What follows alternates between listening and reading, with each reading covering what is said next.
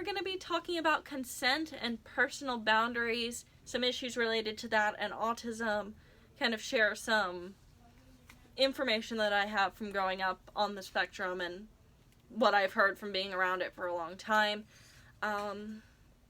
First off, consent, because a lot of people misunderstand that in any situation. Consent and informed consent are very, very different. One is knowing what's going to happen. You can consent to something. You can consent to touching a hot light if you don't know that it's going to be hot. You can consent to just about anything.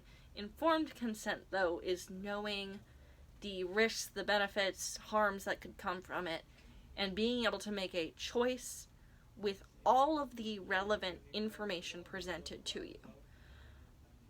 A large issue that comes from people with abilities similar to mine, who may have social communication issues, but have a tendency to mask and blend in a little better, we tend to get issues in that realm, where we don't get a full explanation of what's going on. We may be told what they want, whether that's a typical sense in a sexual sense, whether you're told, someone wants to be sexual, and you may know that action, but you may not understand the context. You may not have the same feelings for the person. You may not understand why. All of that is built into informed consent. So though there may be consent, technically, informed consent is the boundary that we should be looking for. Without informed consent, there is no real consent. But with a lot of people in our situation with autism, other developmental disabilities, those of us that have struggles with communication, we might not have the understanding or capability to say yes or no, or inform a caregiver, parent, whoever it is, of something that's going wrong. So as an individual with autism, as a parent, as a caregiver, as a therapist, you really should be watching for any signs, whether that be of any type of abuse, physical, mental, like if someone's verbally abusing. In any case, unfortunately, bad people and uninformed people exist, and we don't need to put anyone at a further risk than they already are.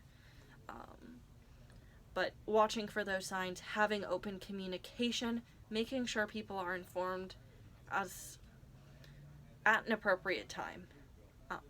A lot of parents don't want to address this with kids. I'm pretty sure that happens with all parents. Neurotypical, neurodiverse. I know it was a conversation my parents didn't want to have with me or my neurotypical siblings.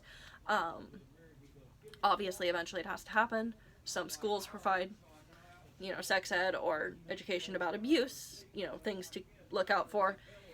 It's a thing that I know schools are working towards doing more of, and I've started to see, but it's still not great.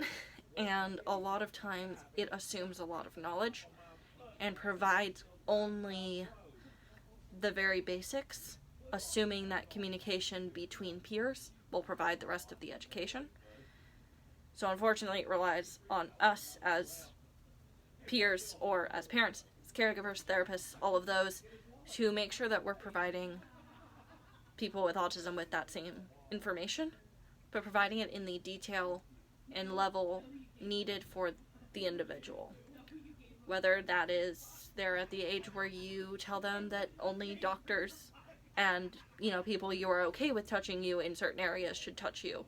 Whether that's, explaining what a bruise is like, and, if you get a bruise, you need to tell these people.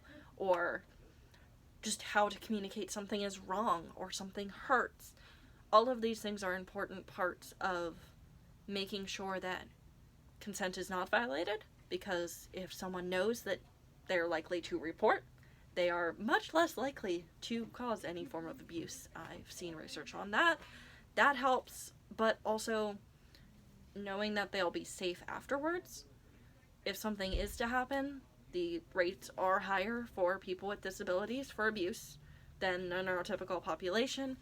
It's unfortunate, but if something is to happen, you want to make sure that the person you're working with is as safe as possible and feels comfortable approaching you or a loved one or whoever they need to about the situation so that it can get resolved, any actions that need to be taken. So please do everything you can for that individual. Make sure you're tailoring it to their needs, the level they're at, but making sure that they get age-appropriate and developmental age-appropriate information to keep them and as many people as possible safe. Thank you. See you soon.